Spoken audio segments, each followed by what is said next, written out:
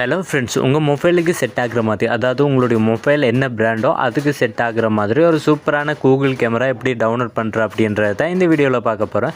இதுக்கு ஃபஸ்ட்டு நீங்கள் உங்களுடைய கூகுள் அல்லது குரோம் ப்ரௌசரை ஓப்பன் பண்ணிக்கோங்க. ஓப்பன் பண்ணிவிட்டு அதில் நீங்கள் சர்ச் பண்ணிக்கோங்க. நீங்கள் இப்போ என்ன மொபைல் யூஸ் பண்ணுறீங்க, அதாவது எந்த மொபைலில் நீங்கள் கூகுள் கேமரா டவுன்லோட் பண்ண போகிறீங்களோ அந்த மொபைலோட நேமை அதில் என்ட்ரு பண்ணிக்கோங்க. இப்போ எக்ஸாம்பிளுக்கு நீங்கள் OnePlus, Oppo அப்படி ஏதாவது யூஸ் பண்ணுறீங்க அப்படின்னா அந்த மொபைலில் இதில் என்ட்ரு பண்ணிக்கோங்க.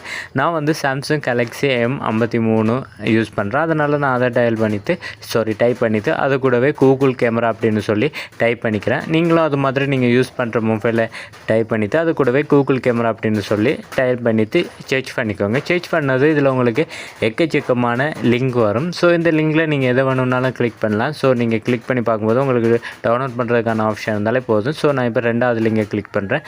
கிளிக் பண்ணி தான் அப்படியே கீழே ஸ்க்ரோல் டவுன் பண்ணி வாங்க. ஸோ இந்த மாதிரி ஸ்க்ரோல் டவுன் பண்ணி வந்தீங்க அப்படின்னா இதில் தான் உங்களுக்கு வந்து எல்லா லிங்க்குமே ஷோ ஆகும். அதனால் நீங்கள் எந்த லிங்கை கிளிக் பண்ணாலும் இந்த மாதிரி கீழே வந்து நீங்கள் பாருங்கள். பார்த்துட்டு இதில் உங்களுக்கு டவுன்லோட் பண்ணுறதுக்கான ஆப்ஷன் இருக்குது அப்படின்றத செக் பண்ணுங்கள். ஸோ இதில் பார்த்திங்க அப்படின்னா எனக்கு டவுன்லோட் பண்ணுறதுக்கான ஆப்ஷன் இருக்குது. இதில் லேட்டஸ்ட் வெர்ஷன் எல்லாமே கொடுத்துருப்பாங்க. ஸோ இதில் நான் டவுன்லோட் நவ் அப்படின்னு இருக்கிறத கிளிக் பண்ணுறேன். ஸோ கிளிக் பண்ணதும் இதில் பார்த்திங்க அப்படின்னா நீங்கள் டவுன்லோட் பண்ணுறதுக்கு முன்னாடி உங்களுடைய ஃபோனுக்கு செட் ஆகுது அப்படின்றத பாருங்கள். அதாவது உங்களுடைய ஃபோனோட பேர் போட்டிருக்கும். ஸோ அதையும் ஒரு செக் பண்ணி அதுக்கப்புறமா நீங்கள் டவுன்லோட் அப்படின்றத கொடுங்க. ஸோ கொடுத்ததுக்கப்புறமா இந்த மாதிரி ஒரு பேஜுக்குள்ளே வரும். இதுலேயும் பார்த்திங்க அப்படின்னா டவுன்லோட் அப்படின்னு சொல்லி இந்த பாக்ஸுக்குள்ளே இருக்கும். அதை கிளிக் பண்ணுங்கள்.